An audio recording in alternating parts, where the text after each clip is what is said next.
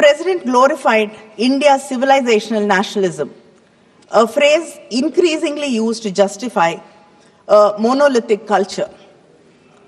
India is a living, breathing entity that has been enriched by centuries of interactions from across the world, creating a vibrant cultural tapestry. When you talk about Indian history, you started 3,500 years ago with the Vedic age. But today, we know that the Iron Age in India has been traced back to 5,345 years ago. Our Chief Minister, M.K. Stalin, has proudly proclaimed to the world and based on scientific evidence validated by international labs like Beta Analytics in Florida, that Shivakalai, a small, sleepy village in Thoothukudi district, today holds within it the proof of iron smelting and usage. This is the oldest finding in India till today. Where the MP comes from? The union government till today has not even commented about this finding, which is very important internationally. When you exclude this truth, you just not only exclude us, but you are excluding yourselves from the great legacy of Dravidian civilization. The proponents of Hindutva ideology have this question: who is an Indian and who is not? V.D. Savarkar came up with an answer many years ago.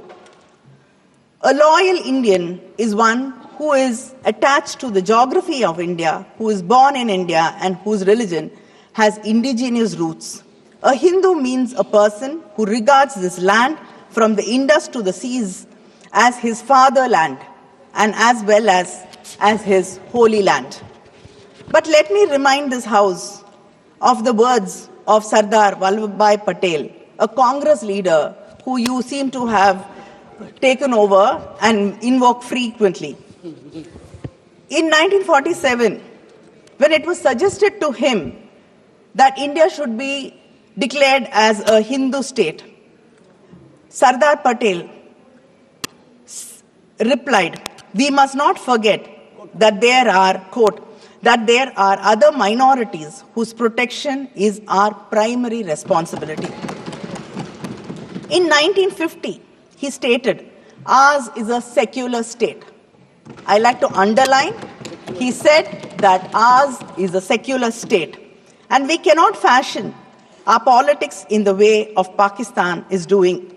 Here, every Muslim should feel that he is an Indian citizen and has equal rights as an Indian. The government celebrates Sardar Vallabhbhai Patel. It disregards most of his fundamental principles. If you truly respect him, please protect every citizen, honor every culture, and stop selective imposition of one ideology over the rest. Building a 3,000 crore statue of unity is not paying respect to him. Please understand his words and implement it. That is true tribute to any leader. But this government ensures in every possible way that the minorities of this country do not feel comfortable. They are kept on edge and feel like outsiders.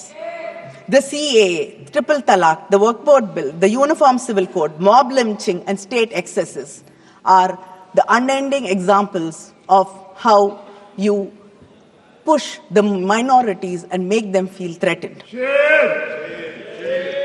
In August 2019, this government revoked the autonomy of Kashmir, the only Muslim majority state in India, and made it a union territory. Around the same time, you passed a new amendment to the anti-terror law. This amendment ensured and gave you the right to classify individuals as terrorists and promoters of terrorism. And under this law, hundreds of Kashmiri politicians, activists were jailed. civil liberties were suspended, and protests banned. A few months later, the CAA. This provided a fast track to citizenship for many minority communities. The law specified that communities which could use this law were Buddhists, Christians, Hindus, Jains, Parsis, and Sikhs. These communities made it to the list, but the Muslims were omitted despite their presence in countries where they are minorities and have been persecuted and have even suffered violent attacks. And in many of the BJP-ruled states, you've coined a term, love jihad, where adult men and women are not allowed to get married to each other because they belong to different religious groups. And your reasoning is that Hindus will become a minority in this country. India has 14% Muslim population and almost 80% Hindu population. Creating false narratives like this is your way of politics. But at least let people, individuals who have the right to make a personal choice in their private lives, let them live a life. And we've seen in most of the BJP-ruled states, mobs assault minorities while the police stand idle. I can't even say mobs assault them because in some states, the authorities themselves bulldoze Muslim homes and businesses. And lynchings cannot become widespread without atmosphere of impunity which you are ready to give. Attack on civil society groups are surging. Any voice of dissent is called anti-national. In November 2021, the National Security Advisor, Ajit Doval, told the graduating class of the National Police Academy in Hyderabad, the new frontier.